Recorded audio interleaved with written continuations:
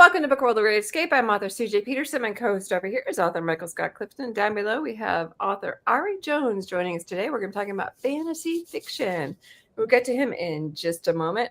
Mike, how is your author world? What is going on? Well, I have set a formatting date for my latest book, so now I've got to get it finished by then. So most, this will be my 10th published book. Actually 11, maybe even 12 if you count some anthologies that I've been part of. But the thing about, as I'm sure Ari and you as well both can appreciate, is there's nothing quite like the satisfaction of finally taking that last breath when you've finished a book. Now the part about finding the book cover, getting it formatted, is can be a challenge. The formatting, not so much, but trying to get a book cover is always interesting because you want one that'll obviously pop. But I've found also that the things I dislike the most, because I struggle so much with them, is the back cover summary, and of course the cursed tagline, which you have to have, condensing your. As authors, I always hate the synopses. I always like that Gollum meme where it's always like, we don't like the synopses. Well, it's always something that, it's like, so you have to condense your book into a one, maybe two paragraphs at the end of your book, the back cover. And then, of course, that tagline, which is supposed to say it all. So I think I've been fortunate so far to sort of climb those hills, but I have never liked it. To be honest with you, that part I don't like, but it's essential. We all know that. So, and of course, the East Texas Comic Con, which of course, CJ, you are an important part of, will be coming up. July 18th and 19th in Longview, Texas. Yep. And I'm so fortunate and happy to be part of that again this year. And then in August, 3 different Comic Cons: Bell County Comic Con, which is going to be August 1st and 2nd, and that's in Belton, Texas. And I'll be at the Greenville Library Author Fest, which is August the 15th. It's a Saturday. I will be one of 75, I believe, authors that will be part of that event. And then, of course, the Piney Woods Comic Con at the end of August. Again, an event that's in Lufkin that, CJ, you're an important part of as well. And that's also about the time of the formatting date of my latest book. Fun. Yep, we have coming up with us on the Longview Comic Con, which will be in Longview, Texas. It's called the East Texas Comic Con. And that will be the 17th, or I'm going to give you the actual dates, the 18th and 19th of July. I'm looking forward to that. As you guys know, we usually dress up on the Sunday. So I may do my Star Wars. So we'll see. Since that one's my latest and greatest cosplay. So we'll see what happens with that one. And then on get the exact date on that one, the 29th and 30th down in Lufkin, Texas, is the Piney Woods Comic Con. Some guests have been announced for the Piney Woods. All the guests have been announced for the East Texas Comic Con. You can look that up at easttexascomiccon.com for the Longview one, and the one for Lufkin is pineyWoodsComicCon.com. Like I said, some of the guests have been announced for the Piney Woods.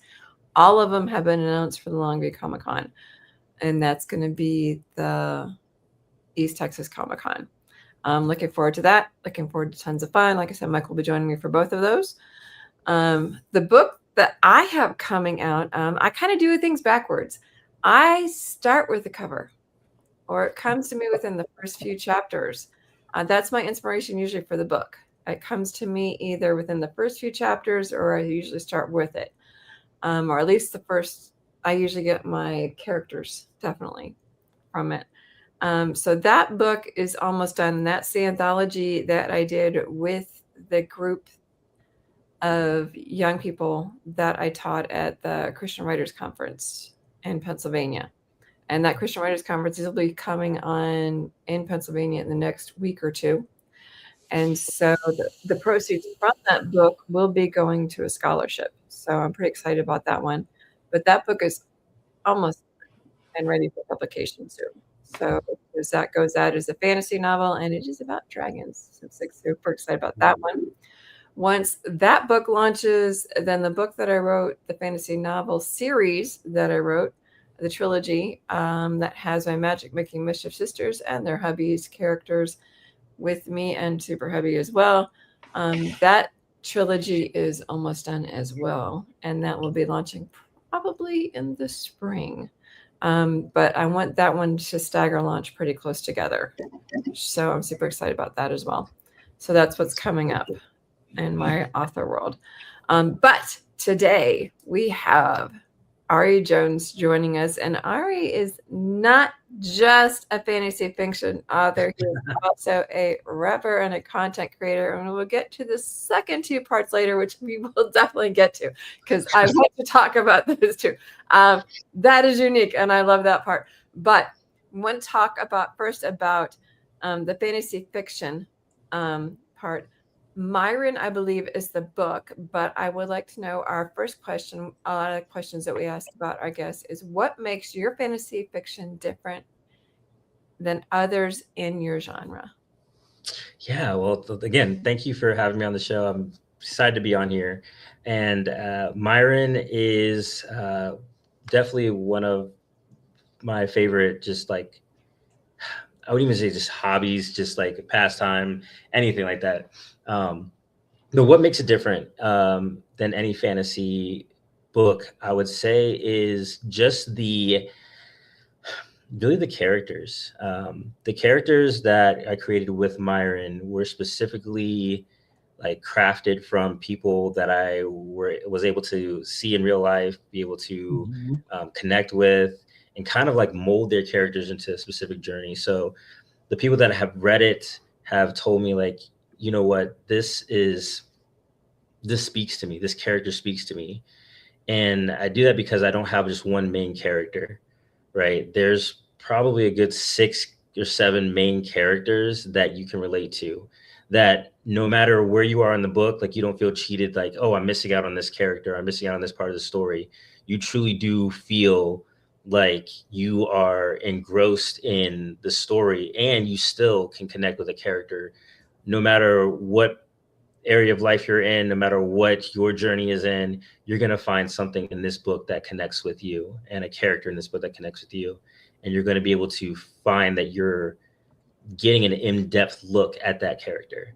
And that's one of the things that I love to work with when I'm writing, is that I want my audience to immediately find someone to connect to and be able to go on this journey with them, and not feel like this is just a book. This is an actual, like, what I like to call a reality novel versus a fantasy novel.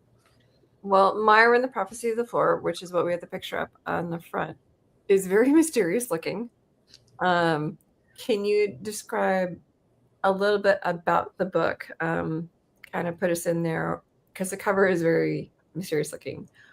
Where'd you come up with it? Kind of give us a basis of the book without giving away too much.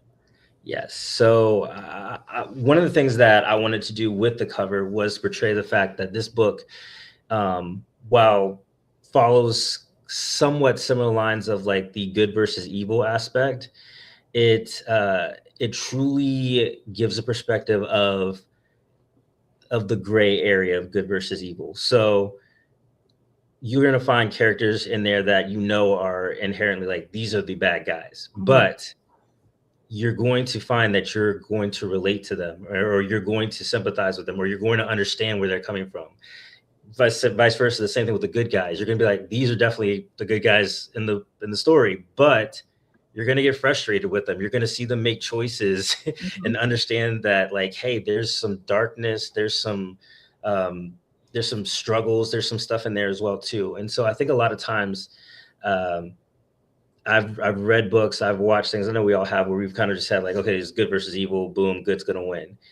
In Myron, I specifically wanted to give the perspective of like, there is good versus evil, but this journey isn't about one beating the other. This journey is about realizing that there's both in life, and there's both in your life, and there's both that you have to kind of like struggle with and journey with and understand. And so that was the biggest idea with Miren. And then also the aspect of just like calling and somewhat imposter syndrome is kind of thrown in there too, because I believe that a lot of times we have a picture of like the hero being either kind of like I don't know, like the one extreme or the other, right? We see extremes, and the main character, or one of the main characters that you will find in this, is very much your plain norm, what I call like the normally forgotten, and they are just like you will hear it described like there's nothing specifically standard about them that's going to like stand out, but this is the person who, even though it feels that way, is the one that's called, and being able to accept that calling. I think a lot of times for us as human beings, realizing that we have a calling, we have a purpose, and sometimes there's something that kind of like tries to hold us back, like, no, I don't deserve this calling, deserve this purpose, or can fulfill this purpose, and we're called for a reason, right? So those are a couple of things that stand out, and what you're kind of seeing play in that cover as well. It sounds like you tried really hard not to have cliched good and bad guys. Definitely do not. Well, it sounds very cool, and I totally agree with them. Yeah, and it also sounds like you wanted to construct characters that readers could readily relate to, regardless of the setting or whether it's fantasy, whatever. And that's something I've tried to do because after a while, you travel down the same road with the same kinds of characters, that are purely bad or purely evil. There's no gray areas, which Right. doesn't sound like that's the case in your book. It does become cliche after a while, and not really realistic, even though you're talking about maybe a fantasy setting. Yeah. And I'll say that one of the characters, if I could put it that way, or one of the aspects of this book that stands out, even in the gray areas, is the character of God in a sense. God is not directly put into the book, but you can definitely tell that there's aspects of God in there. And I think a lot of times that what I grew up with was there was hey, this is God, this is how you're supposed to view him, this is how you're supposed to perceive him, and don't stray from that. And I wanted to challenge my readers with a different perspective of God, a more personal, and probably one you can relate to a little bit more, but also one that you can be frustrated with a little bit more. And I feel like that's something that's not explored, is like, you know what, this character, however it may be, like, we can't just see him as like one thing, right? There has to be a different perspective that actually truly makes him real to us, or makes it real to us. So that's one of the things that I kind of explore with this book as well. Very cool. Sarah is a first-time viewer, so we're saying hi to Sarah. I like the fact that your characters are actually real. So it's kind of like I was trying to explain to you earlier, the fact that I'm not your normal writer either. And so when you add that real element, we're kind of the same in the fact that, your characters trip, they fall flat on their face. It's not once saved, everything is, rainbows and glory. Right. No, it's, what, you're real. Life is real. Things are going to get thrown at them. And it's not, I'm the hero and I'm going to take charge and, I've got this. It's, oh, crud, can I do this? Am I supposed to do this? And I love that. I think I love that perspective, because it's like, can I do this? Am I supposed to do this? Am I supposed to do this? I like that. And I like that unique perspective, because it's like, we all have that little bit of imposter syndrome, especially as authors. It's like, yes, because we put our hearts out there. We bleed on the page, and it's like, we put our hearts out in this book, and it's like, please don't squish my little heart. Please don't do this. And I like that's behind that. is there a sequel coming out on this? Yes, this is the first of a trilogy, and I am in the throes of the second book. And uh, so as I'm writing this, the Miren, the Prophecy of the Four, first book, is definitely more of that fantasy aspect, and adds a lot of the elements like the vivid, like descriptions and everything like that. You have a lot more of that. The second book is definitely becoming a little bit more dystopian. And it's on purpose because you have to kind of understand how it got to be so dark, and even different ways. And you get to see a little bit of that in the first book, but this is going to kind of reintroduce the first book in a whole different light. So you kind of get that perspective, which is going to lead into the third book as well. So I have plans of how it's going to happen. I tell people I don't know what's going to happen. I write without an ending in mind. As I'm writing, it's like I'm reading it. So people watch me in coffee shops and I'm typing and I'm like, oh my goodness, that actually happened. And people are like, you don't know what's happening? Like, no, like I'm experiencing this with the characters and the story because I want it to be real for me. If I'm getting excited about it and if I'm passionate about it and if I'm finding these little surprises and nuggets, hopefully my audience does as well. Well, yeah, there's a couple different types of writers, and we joke about them, planners or pantsers. We're pantsers too. So yes, unrepentant pantsers. Definitely, I'm poster child. With you. So, like we were talking about earlier, there's another aspect to your world, and that's music / rapper. Care to share a little bit about that? Yes. So I've been doing music for a while, and it really kind of started. Well, I have a background in media production and writing, script writing, all of that, radio, TV. I was for a season teaching family life classes for middle school and high school and some of the public schools around Virginia in the area. And I started talking with some of the kids and started listening to some of the music they were listening to. And I was like, you know what? I want more positive music for you. And also kind of like music with a different perspective and music that can challenge, right? And so I was like, why not just try to make some? And I made some music for them and the kids started loving it, right? And so I was like, you know what? If I can just make some music to impact and also kind of make music that really had a message that I felt like, again, just like the books, just like the characters that people could relate to, why not? And so I started doing music. Goodness, I don't even know how to count anymore how many years. But in that time, I've been able to travel around the U.S. and do shows. I've worked with multiple producers from Europe and Asia and all over North America, and I've gotten to experience a lot of that impact. And a lot of it has been just the mindset. If I can just impact one person, who knows what that person is going to go and out and do and who they're going to go out and impact. And so I love it. I love being able to write music, to perform.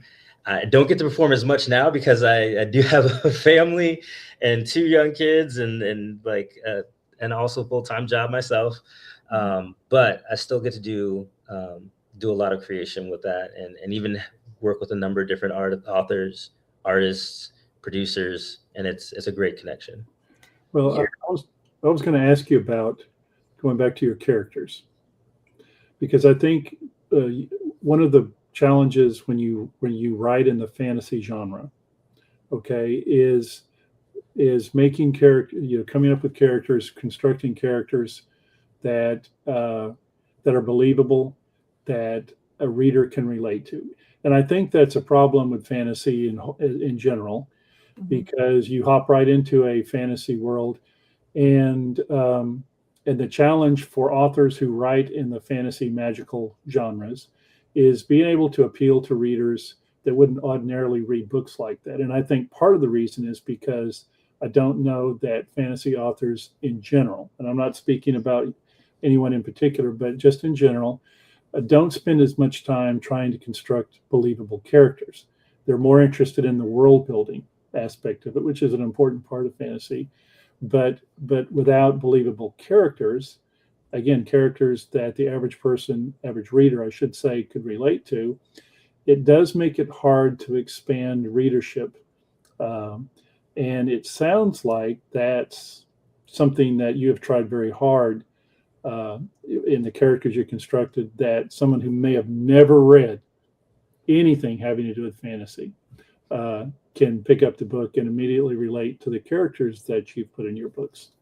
Yeah, it's the setting for me. So when I'm really trying to focus on the world building, I like to write in nature. So I'll go out and I'll write in the garden, or I'll write in like somewhere like where there's nature around me, so it kind of can inspire that aspect. When I'm really trying to focus on the characters, I write where there's people. I write in coffee shops, I write in some public places so I can see people, so I can remind myself that I'm writing people for people.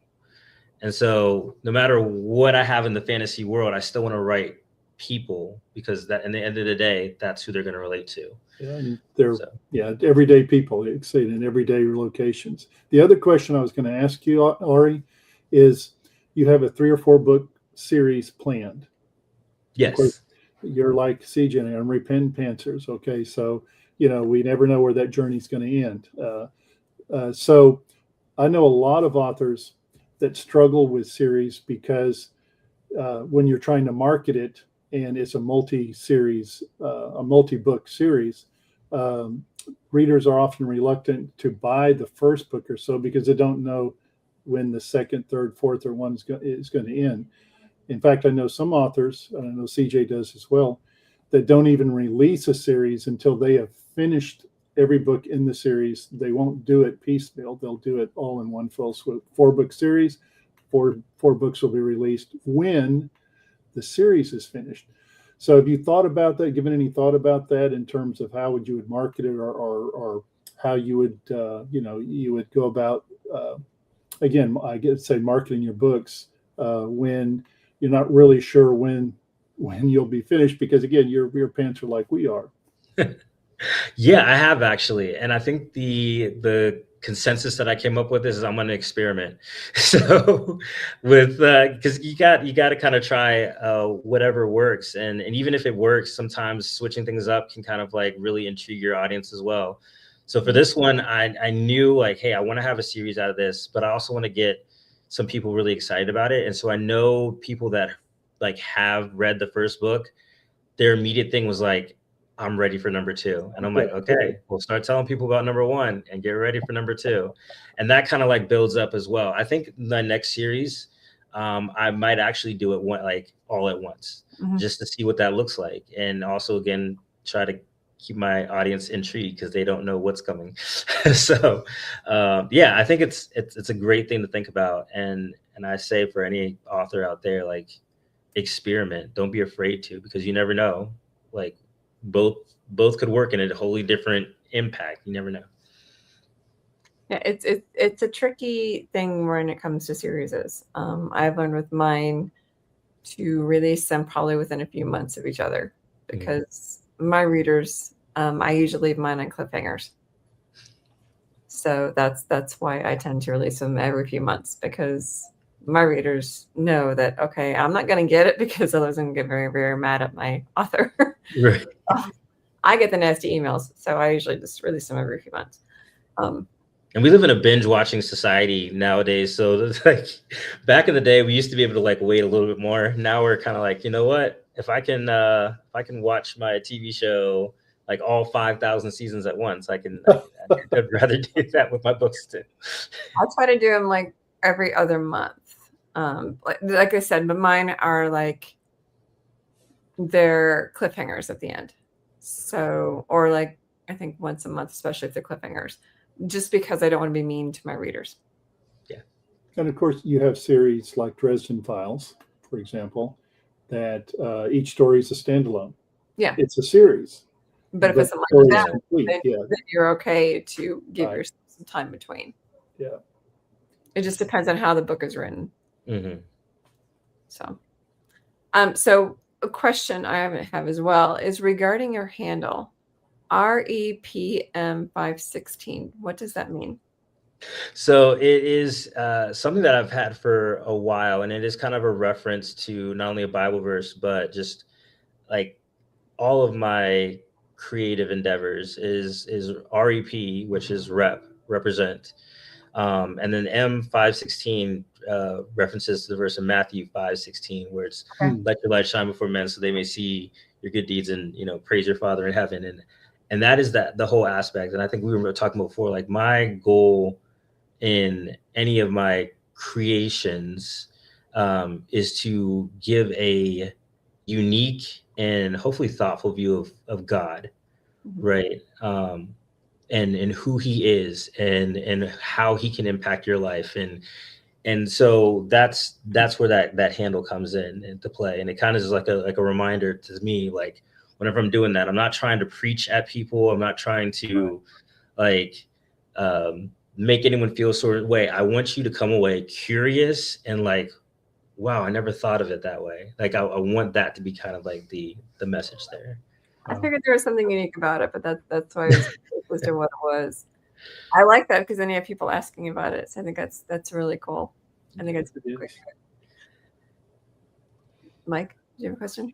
Well, I'm really impressed, Uri. I really am. It sounds like you've given this quite a bit of thought, and with your series, and um, we've interviewed a lot of authors over the last 4 or 5 years and stuff, and sometimes you can tell where they don't really have it all figured out yet, but it doesn't seem that you have that problem. So congratulations. I'm still working. I'm glad I come across that way, but it's kind of like the whole writing thing. I'm still like, as we go along, like, wow, that actually worked, or this did. So, Yeah, it worked. right. So I do have a question. We have a few minutes left. Do you have any advice for anybody who wants to get into writing fantasy fiction? Yes, right. That is my biggest thing. Like, don't question it. Just write. If there's something that's on your heart to write, if there's something that has been brewing for you to create, do it. Because and I've said this before, I've said this on stages before, like, again, if it impacts one person, right, you don't know if that one person is going to go and be the one that impacts millions. And it's because you took the time to write, you took the time to create, you took the time to pour your heart out, that happened, right? You may not see the fruits of that specifically from you, but it may be from that one person that read it, or that one group, or that one aspiring like author as well, who's like, because I read your book, like I was inspired, and you have the next like Stephen King or whoever that comes out there. You have the ability to impact so much, and your story is meant to be read. It's meant to be heard. So take that little thought. I don't know if you've watched with the movie Luca on Disney, where it's like the little Bruno in your head. Like take it out and just do it. Just write it and enjoy it. Have fun with it and share it with the world. Awesome. Well, thank you so much. You've been a treat today. We've enjoyed your time with us. So thank you, Ari, for joining us. You can check him out online. His link tree is REPM516. That's also his handle. He is on Facebook. He is on Instagram. He is on X, and he is on TikTok underneath that same handle, REPM516. Next week, you can join us. We'll be talking about who is your target audience. That is actually very important for an author to know and to figure out. So we're talking about how do you do it? How do you find it? Come join us next week at 4:00 p.m.